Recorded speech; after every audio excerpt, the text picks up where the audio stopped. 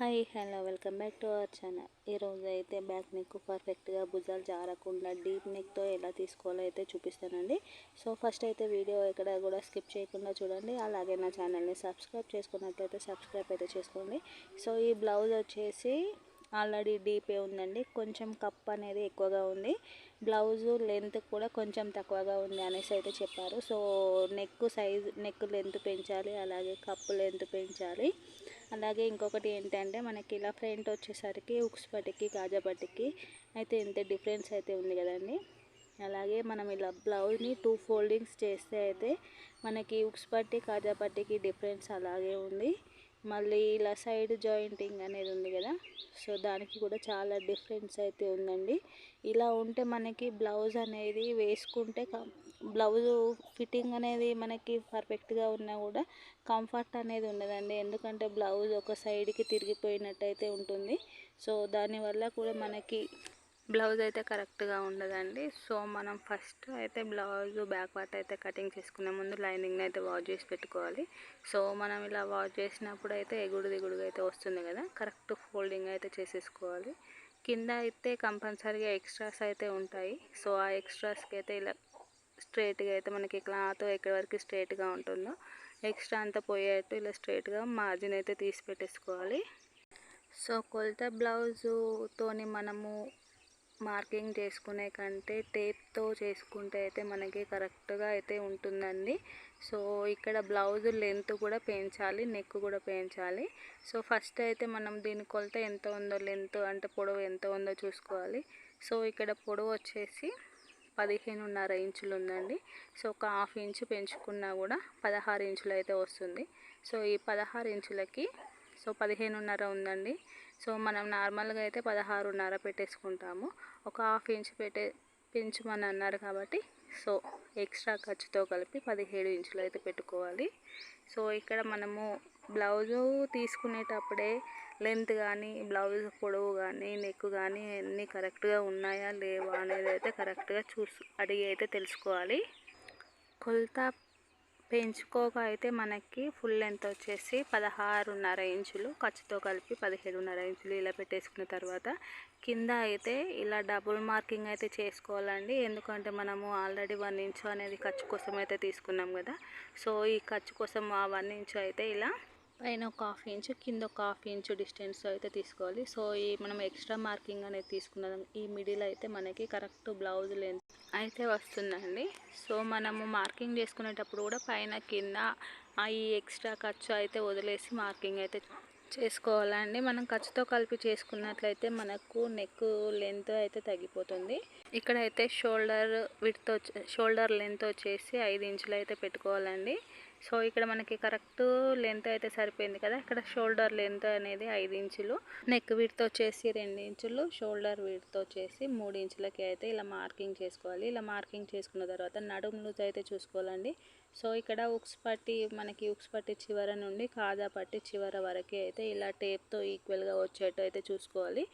Blouse నడుము loose వచ్చేసి 32 ఇంచులు అండి. సో ఇక్కడ 32 ఇంచులు అంటే మనము 4 భాగాలు చేసుకుంటే 8 వస్తుంది కదా. సో 8 ఇంచులకి ఒక మార్కింగు, డాట్ కోసము 1 ఇంచు, ఎక్స్ట్రా లూజ్ కోసం అయితే 2 ఇంచులు అనేది మార్కింగ్ చేసుకోవాలి. సో ఈ 32 ఇంచుల నడుము లూజ్కి అయితే 5 ఇంచుల షోల్డర్ లెంత్ అనేది కరెక్ట్గా సరిపోతుంది.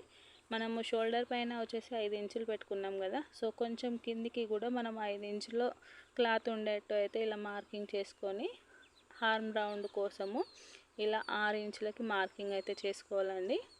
6 ఇంచులకి హార్మ్ రౌండ్ కోసం మార్కింగ్ చేసుకున్న తర్వాత సైడ్కి ఎల్ షేప్లో అయితే ఒక మార్కింగ్ చేసుకోవాలి. ఇది బ్యాక్ పార్ట్ కాబట్టి మనం హార్మ్ రౌండ్ షేప్ అనేది తీసుకోవాలంటే కంపల్సరీగా 1.5 ఇంచ్ అనేది తీసుకోవాలి. 1.5 ఇంచ్ అనేది తీసుకొని ఇలా రౌండ్ షేప్లో మనం హార్మ్ రౌండ్ తీసుకున్న తర్వాత హార్మ్ లూజ్ అనేది చూసుకోవాలి. ఇక్కడ 9 ఇంచులు ఉందండి మనకి హార్మ్ రౌండ్. సో ఇక్కడ 9 ఇంచుల కంటే పైన ఎక్స్ట్రా ఖర్చు అనేది వదిలేసి 9 ఇంచులకి ఇలా మార్కింగ్ చేసుకోవాలి. అలాగే 2 ఇంచులకి ఎక్స్ట్రా ఖర్చు కోసం పెట్టేసుకొని ఇలా కిందికి అయితే ఇలా స్ట్రైట్గా అయితే ఒక మార్కింగ్ తీసుకుంటే సరిపోతుంది. సో ఇక్కడ వరకు అయితే మనకి బ్లౌజ్ యొక్క బాడీ పార్ట్ చుట్టూరా అయితే వచ్చింది కదా, నడుము లూజు, షోల్డర్, హార్మ్ అయితే వచ్చింది. సో ఇప్పుడు నెక్ మార్కింగ్ అనేది తీసుకుంటే మనకి బ్యాక్ పార్ట్ అనేది కంప్లీట్ అయిపోయినట్టే. ఫస్ట్ మనం నెక్ లెంత్ ఎంత ఉందో చూసుకోవాలి. అంటే అయితే బ్లౌజ్ని అయితే ఇలా కరెక్ట్గా అయితే సెట్ చేసుకోవాలి. సో ఇలా వన్ సైడ్ సెట్ చేసుకున్నా సరిపోతుంది.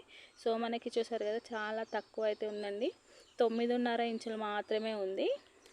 ఇక్కడ 9.5 ఎలా ఉంది అంటే మనకి రౌండ్ తిరిగే దగ్గర ఇక్కడ నేను మార్కర్ అయితే పెట్టాను కదా, సో అలా అయితే చూసుకోవాలండి. ఎంత లెంత్ అనేది అయితే 9.5 అయితే ఉందండి ఇక్కడ వరకు.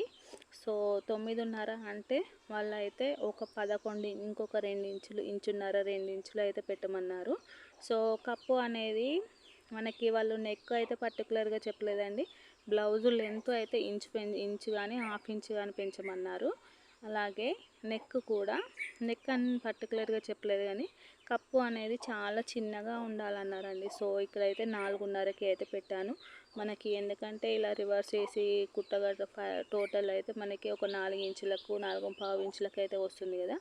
సో ఇక్కడ అంటే నేను కింది నుంచి అయితే 4.5 ఇంచులకు తీసుకున్నాను. అంటే ఫైనల్లీ నెక్ లెంత్ వచ్చేసి 11.5 ఇంచ్ అయితే వస్తుందండి. సో ఇక్కడ పైన నెక్ వీటితో 2 ఇంచులు తీసుకున్నాను కదా, కింద కూడా సేమ్ 2 ఇంచులకు అయితే ఇలా మార్కింగ్ చేసుకొని ఇలా బాక్స్ షేప్ అయితే డ్రా చేసుకున్నాం కదా. సో ఇక్కడ కింద వచ్చేసి నెక్ డీప్ అనేది వాళ్ళు ఒక హాఫ్ ఇంచ్ అనేది కూడా పెంచమన్నారు. కింద మనకి పైన షోల్డర్ దగ్గర మాత్రము దగ్గరగా ఉండాలి. కింద డీప్నెస్ అంటే రౌండ్ డీప్నెస్ మాత్రము ఎక్కువగా కావాలి అన్నారండి. సో అది ఎలా తీసుకోవాలో చూపిస్తాను. సో మనం 2 ఇంచులు తీసుకున్నాం కదా, మనకి డీప్నెస్ కావాలి అంటే ఒక 1/2 ఇంచు కానీ, హాఫ్ ఇంచు, 1/4, 1 ఇంచ్ వరకు అయితే మనము డీప్నెస్ అనేది కావాలి అంటే పెంచుకోవచ్చు అండి. ఆ డీప్నెస్ ఎక్కడి నుంచి అంటే ఇక్కడ ఆర్మ్ రౌండ్ అనేది ఉంది కదండి. సో ఆ ఆర్మ్ రౌండ్ కింది నుంచి మాత్రమే మనము డీప్ అనేది మనకి ఎంత డీప్ కావాలంటే అంత డీప్ అనేది.